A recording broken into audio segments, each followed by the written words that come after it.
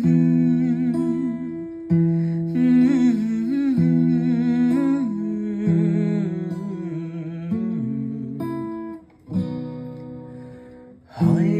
তোমারই জন্য হয়েছি প্রেমে যে।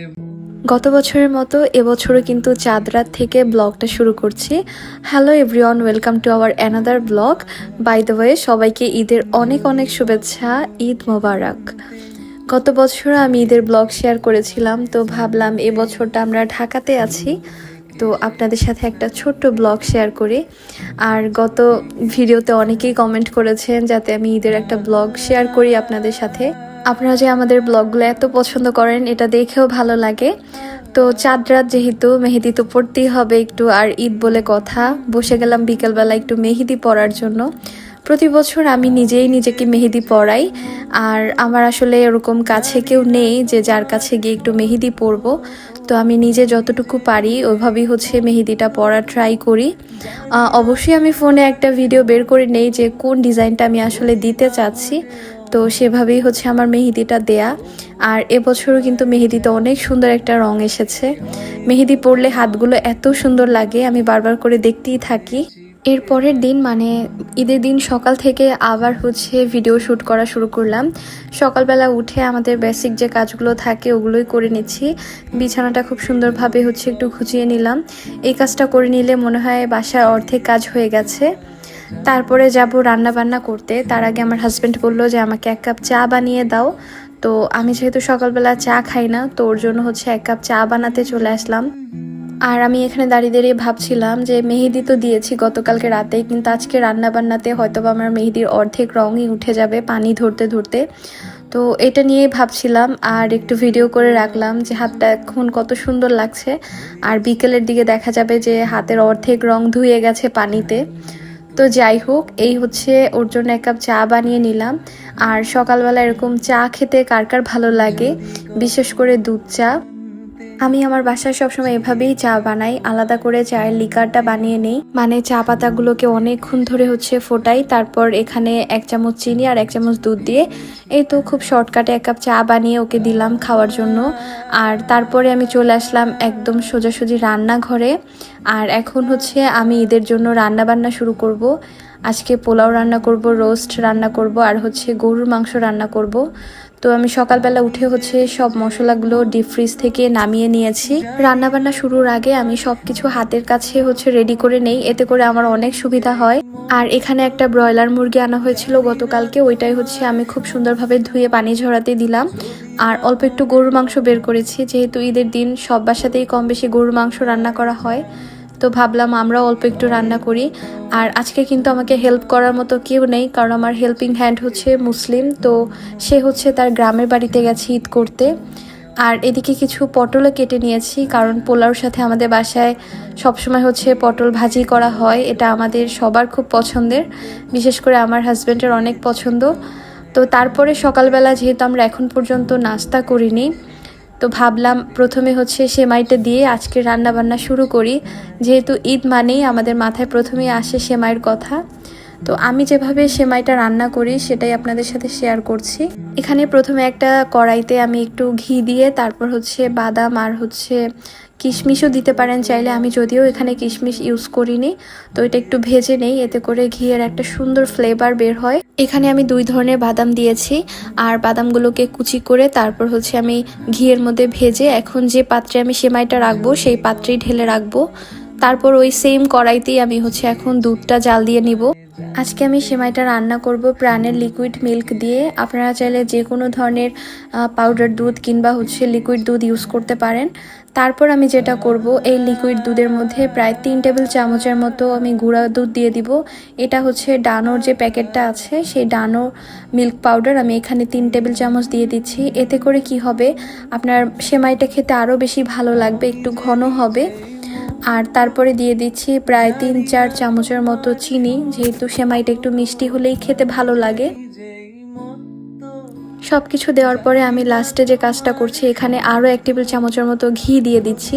এটা দিলে এটার কালারটা এত সুন্দর আসে, একটা ঘিয়ের ফ্লেভারও থাকে সেমাইয়ের মধ্যে। আর প্রথমে তো দেখলিনি আমি বাদামগুলো কিন্তু ঘিয়ের মধ্যে ভেজে নিয়েছি। এটার অ্যারোমাটা এত সুন্দর আসবে।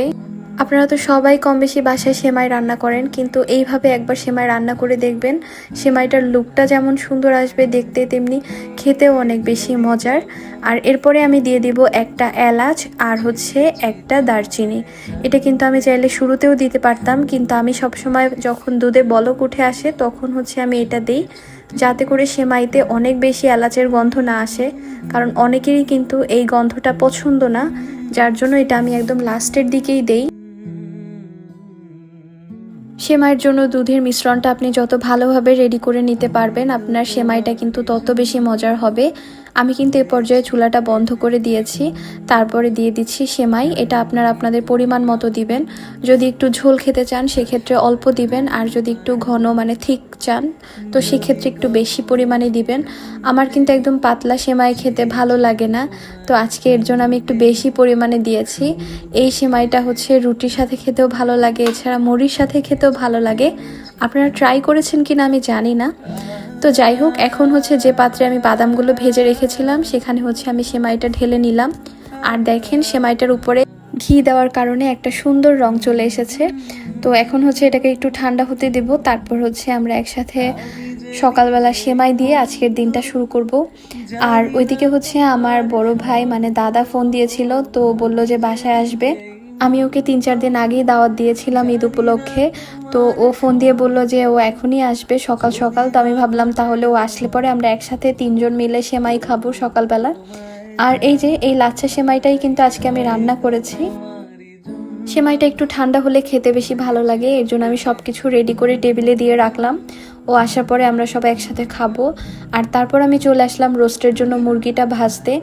আমি কিন্তু রোস্টের মুরগিতে একটু হলুদ ইউজ করি, এতে করে রোস্টের রঙটা দেখতে ভালো লাগে। অনেকেই রোস্ট রান্নার ক্ষেত্রে হলুদ ব্যবহার করে না, এটা যার যার ইচ্ছে। তো তারপরে দিয়ে দিলাম স্বাদ মতো লবণ। আর এখন সব কিছু ভালো মতো মিশিয়ে এটাকে আমি একটু ডুবো তেলে ভেজে নেব, যেহেতু ব্রয়লার মুরগি, এটা একটু ভেজে নিলে খেতেও ভালো লাগে।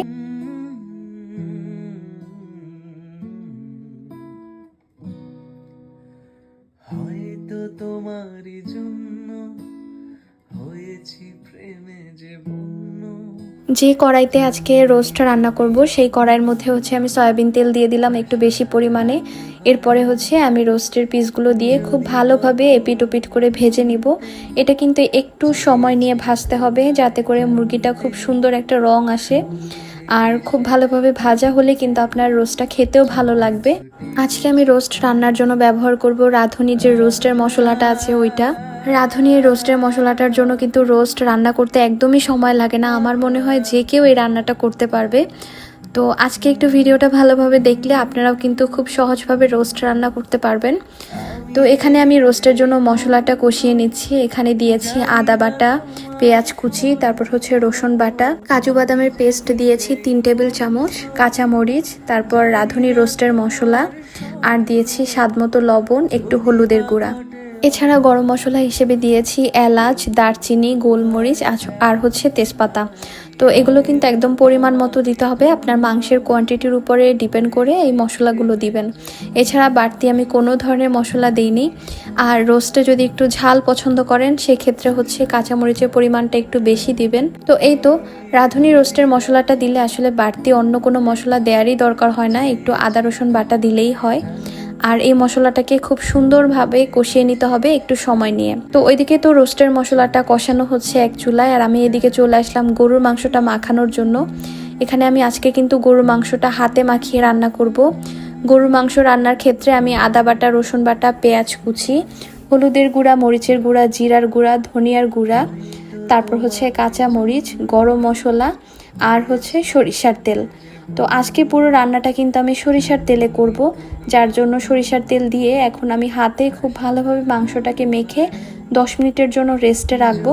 আর তারপরে কিন্তু আমি চুলায় বসিয়ে দিব। এভাবে হাতে মাখিয়ে গরু মাংস রান্না করলে ওই দিনের মাংসটা খেতে এত বেশি ভালো হয়, মাংসটা অনেক সুন্দর সফট হয় আর খেতেও ভালো লাগে। এছাড়া আমরা মশলা কষিয়ে তারপর যে মাংসটা দেওয়া হয় ওভাবেও রান্না করি। আমি কিন্তু পাশের চুলায় গরু মাংসটাও বসিয়ে দিয়েছি। আর এখন আসলাম পটলটা একটু মেরিনেট করার জন্য। এখানে দিব জাস্ট হচ্ছে হলুদের গুঁড়া আর লবণ, এই দুইটা জিনিস দিয়ে আমি পটলটাকে মেখে রেখে দেব। এটা একদম লাস্টের দিকে ভাজবো যখন আমার মাংসের আইটেমগুলো রান্না করা হয়ে যাবে। আর অনেকেই তো আমরা বাসায় পোলাওর সাথে বেগুন ভাজি খাই, তো আপনারা কিন্তু চাইলে এরকম আস্তে আস্তে পটলও ভাজি করে খেতে পারেন পোলাওর সাথে।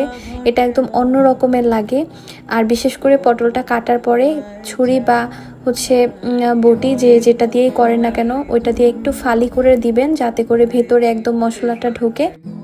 এই তো এদিকে হচ্ছে আমার রোস্ট রান্নাও কিন্তু হচ্ছে। আসলে একা হাতে রান্না করা প্লাস হচ্ছে ভিডিও শ্যুট করা একটু টাফ হয়ে যায়। রোস্টের মশলাটা কষিয়ে আমি কিন্তু এখানে মাংসের পিসগুলো দিয়ে দিয়েছিলাম, আর এখন হচ্ছে ঢাকনা দিয়ে দিয়ে রান্না করব। আর এখানে আমি একটা জিনিস ইউজ করেছি, সেটা হচ্ছে 2 চামচ চিনি আর হচ্ছে 1 টেবিল চামচ পাউডার দুধ। যদিও আমি এটা লিকুইড দুধ দিব লাস্টে, তো এই দুইটা জিনিস আমি আগেই দিয়ে নিয়েছি। রোস্টটা একটু মিষ্টি হলে খেতে ভালো লাগে, তো ওই জিনিসটা আমি কিভাবে যেন মিস করে ফেলেছি, আমি হয়তোবা ভিডিও নিতে আমার মনেও নেই। তো যাই হোক, যার জন্য আপনাদেরকে বলে দিলাম। রোস্টের মশলার সাথে আমি কিন্তু মাংসটা প্রায় 2-3 বারের মতো ঢাকনা দিয়ে দিয়ে কষিয়ে নিয়েছি। আর এখন লাস্টে দিয়ে দিচ্ছি লিকুইড মিল্ক। আর এটা দেওয়ার পরে দেখেন তরকারির কালারটা এত সুন্দর লাগছিল দেখতে। আর আজকের রোস্টটা আমার মনে হয় আমার লাইফে সব থেকে বেস্ট একটা রোস্ট। আমি নিজেই নিজেরটা বলছি, কারণ আপনারাও অলরেডি ভিডিও দেখে হয়তো বা বুঝতে পারছেন। যারা রান্না করতে পারেন তারা হয়তো বা আন্দাজ করতে পারবেন যে আজকের রান্নাটা কেমন হতে পারে। তো যাই হোক, কীভাবে যেন অনেক বেশি মজা হয়ে গিয়েছিল। আমার বড় দাদা, তারপর হচ্ছে আমার হাজব্যান্ড অনেক প্রশংসা করেছে, বলেছে একদম বিয়ে বাড়ির মতো নাকি হয়েছে রান্নাটা। রোস্ট রান্না যখন 80%-এর মতো হয়ে যাবে, তো তখন হচ্ছে আমি এখানে 3টা কাঁচামরিচ দিলাম জাস্ট একটা ফ্লেভারের জন্য। আর দিয়ে দিব একদম মেইন 2টা উপকরণ, সেটা হচ্ছে 1 চা চামচ গোলাপ জলের পানি আর হচ্ছে 1 চা চামচ কেওড়া জল। এই 2টা জিনিস দিলে আপনার রোস্ট কিন্তু একদম বিয়ে বাড়ির মতো একটা শাহী ফ্লেভার দিবে। আর অবশ্যই আপনার রোস্ট রান্নার ক্ষেত্রে এই 2টা জিনিস দেওয়ার চেষ্টা করবেন।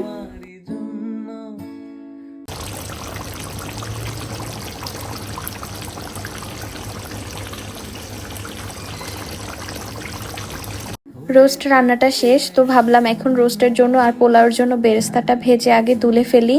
তো যার জন্য কড়াইতে তেল গরম করে আমি এখন বেরেস্তাটা একটু সময় নিয়ে ভাজবো, কারণ না হলে বেরেস্তাটা পুড়ে যাবে। আর তারপরে বেরেস্তা ভেজে উঠানোর পরে ওই তেলের মধ্যেই হচ্ছে আমি পটলগুলো ভেজে নিচ্ছি। আর আপনারা পাশের চুলায় খেয়াল করলে দেখতে পারবেন ওই চুলাতে কিন্তু আমার গরু মাংস রান্না হচ্ছে। আর গরু মাংসটা আমি একদম মিডিয়াম আঁচে চুলার আঁচটা রেখে রান্না করছি। গরুর মাংসটা যেহেতু আমি ঢেকে রান্না করছি, যার জন্য মাংস থেকে অনেকটা পানি বের হয়েছিল। আর ওই পানিটা দিয়ে আমি মাংসটা 2-3 বারের মতো কষিয়ে নিয়েছি। এখন হচ্ছে দিয়ে দিলাম কয়েকটা বড় বড় সাইজের আলু। আর এই গরুর মাংস আলু দিয়ে ঝোলের ক্ষেত্রে অবশ্যই আলুটা দিতে হবে, নাহলে মাংসের আসল যে স্বাদ সেটা কিন্তু পাবেন না। আলু দিয়ে ভালোভাবে কষিয়ে নেওয়ার পরে এখানে আমি দিয়ে দিচ্ছি গরম পানি। আর এই পানিটা দিয়ে আমি হচ্ছে মাংসের ঝোল রাখবো আর মাংসটা সিদ্ধ করে নিব। গরুর মাংসটা এখন আমি ঢেকে আরও প্রায় 30 মিনিটের মতো রান্না করে নিব। তার মধ্যে কিন্তু আমার মাংসটাও সিদ্ধ হয়ে যাবে, আলুও সিদ্ধ হয়ে যাবে। আর এদিকে কিন্তু আমার আস্তে আস্তে পটল ভাজিও রেডি। তো এটা নামিয়ে এখন আমি এই চুলাতেই পোলাওটা বসিয়ে দিব। আর এই যে দেখেন পটলের কালারগুলো এত সুন্দর লাগছিল দেখতে। আমি ইচ্ছে করে পটলের একটা সাইডে একটু গাঢ় করেছি রংটা, যাতে করে দেখতে ভালো লাগে। আর এরকম একটু লালচে হলে ভাতের সাথে খেতে ভালো লাগে, বিশেষ করে পোলাওর সাথে। তো যাই হোক, এখন হচ্ছে পোলাওটা বসিয়ে দিব, কারণ অলরেডি ঘড়িতে তখন 1:30 বাজে। তো সবারই কিন্তু কম বেশি ক্ষুধা লেগেছে। আর এখন আমার পোলাওটা রান্না করলেই কিন্তু মোটামুটি ঈদের রান্নাবান্না শেষ। তো এখন অনেকেই বলতে পারেন যে 3টা আইটেম রান্না করতে আপনার এত সময় লেগেছে। তো আমি যেহেতু একা একা রান্না করছি, একটু তো সময় লাগবে, প্লাস ভিডিও করা, যার জন্য আরও বেশি সময় লাগছে। আর আজকে কি হয়েছে, আমি যে তেলটা দিয়ে পটল ভেজেছিলাম, তো যেহেতু পটলের মধ্যে হলুদ দিয়েছি, তো ওই তেলটা আমি আবার পোলাওতে ইউজ করেছি। তো ভাবলাম বাড়তি তেল একটু আছে, পোলাওতে দিয়ে দিই। তো এটা দেওয়ার পরেই দেখলাম পোলাওর রং এরকম হলুদ হয়ে গিয়েছে। বাট দেখতে অনেক বেশি সুন্দর লাগছিল, মানে আমি কোনো ধরনের কালার ইউজ না করেও কিন্তু পোলাওতে খুব সুন্দর একটা রং এসেছে। তো এখন এই যে পোলাও চালটা একটু ভালোভাবে ভেজে নিয়েছি। প্রথমে সেই পটল ভাজার তেল দিলাম, 1 চামচ ঘি দিয়েছি, 2টা এলাচ, একটা দারচিনি আর হচ্ছে একটা তেজপাতা। এগুলোর মধ্যে আমি পোলাও চালটা 4-5 মিনিটের মতো খুব সুন্দরভাবে ভেজে নিয়েছি।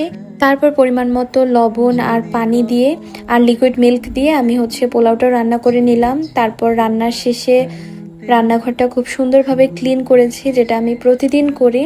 তো রান্নার আগে যেমন কাজ থাকে, রান্নার পরেও কিন্তু এই কাজগুলো করতে হয়। আর এগুলো করতে করতে ঘড়িতে তখন বাজে 2:30টা। আর আজকে আমি খুব সুন্দরভাবে সার্ভ করতে পারিনি, আমি একদম কড়াই ধরেই হচ্ছে টেবিলে বসিয়ে দিয়েছি।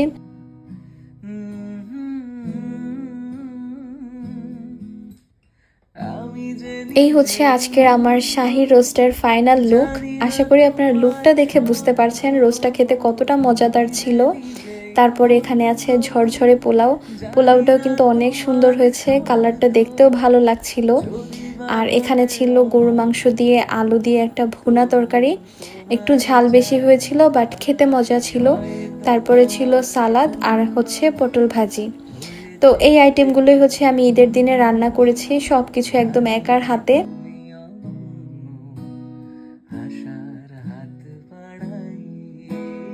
আর এই দুইজনই হচ্ছে আজকে আমার গেস্ট, আমার হাজবেন্ড আর হচ্ছে আমার বড় দাদা।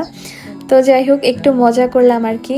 তারপর আমরা 3জন মিলে একসাথে অনেক মজা করে খাওয়া দাওয়া করলাম। আর খাওয়া দাওয়া করার পরে সবকিছু আমি আবার রান্নাঘরে নিয়ে রাখলাম। তো এভাবেই হচ্ছে আমি আমার ঈদের দিনটা বাসায় কাটালাম, মজার মজার রান্না বান্না করলাম, ওদেরকে খাওয়ালাম। আর রান্নাগুলো বেশ ভালো হয়েছে, ওরা তো অনেক প্রশংসা করলো। তো এই ছিল আমাদের একটা ছোট্ট ঈদ ব্লগ। আশা করি আপনাদের ব্লগটা ভালো লেগেছে। আর আগামীকালকে হচ্ছে ঈদের ছুটি উপলক্ষে একটু ঘুরতে বের হব, তো সেটাও আপনাদের সাথে শেয়ার করব। আজকের মতো বিদায় নিচ্ছি, সবাই ভালো থাকুন, সুস্থ থাকুন। Have a good day and Eid Mobarak.